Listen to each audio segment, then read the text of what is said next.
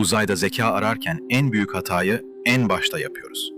Çünkü biz zekayı hep bize benzeyen bir şey olarak düşünüyoruz. Bir bedenin içinde, bir beynin etrafında sınırları belli bir canlı. Oysa Michael Levin çok daha çarpıcı bir soru soruyor. Ya zeka, sandığımız gibi bir organa değil, bir örüntüye aitse? Yani belirli bir şekle değil, kendi düzenini koruyabilen, bilgi işleyebilen, hedefe yönelen bir yapıya. Buradaki örüntü kelimesi soyut bir süs değil. Basitçe şu anlama geliyor. Bir sistem düşün. İçinde parçalar var. Bu parçalar birbirleriyle ilişkili, bilgi taşıyor, değişen koşullara tepki veriyor ve dağılmak yerine kendini korumaya çalışıyor. Yaşamı ve zekayı tanımlayan asıl unsur, etten kemikten bir beden değil, düzeni sürdürebilen bu ilişkiler ağı olabilir. Bu neden önemli?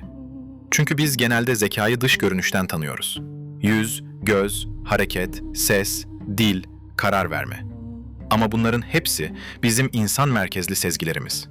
Yani zekayı anlamaya çalışırken aslında kendimizi ölçü alıyoruz. Levin ise burada epistemik bir uyarı yapıyor.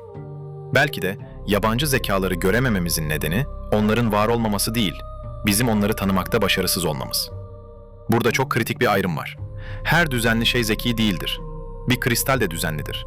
Bir kasırga da karmaşık bir yapıdır. Ama zeka dediğimiz şey yalnızca düzen değil, amaçlılık. Yani bir hedefe doğru davranabilme, hafıza, yani geçmişten iz taşıma ve uyum, yani yeni koşullara göre kendini yeniden ayarlayabilme kapasitesidir. Zeki bir şey sadece var olmaz. Aynı zamanda durumlara göre tepki verir. Bir şeyi sürdürmeye çalışır ve değişime rağmen tamamen dağılmaz. Levin'in yaklaşımı özellikle biyolojide ilginçleşiyor.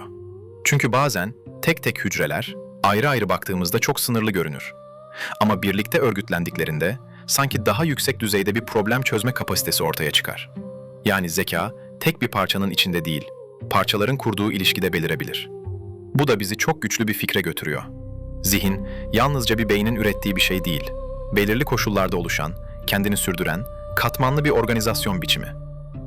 Eğer zeka gerçekten de belirli bir maddeye değil, belirli bir örgütlenme biçimine bağlıysa, o zaman onu yalnızca uzayın derinliklerinde değil, burada, dünyada da yanlış yerde arıyor olabiliriz.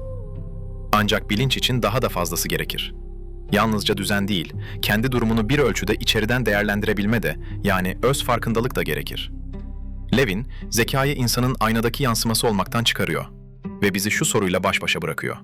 Bir şeyin canlı, etkin ve belki de zeki olması için gerçekten bir bedene mi ihtiyacı var?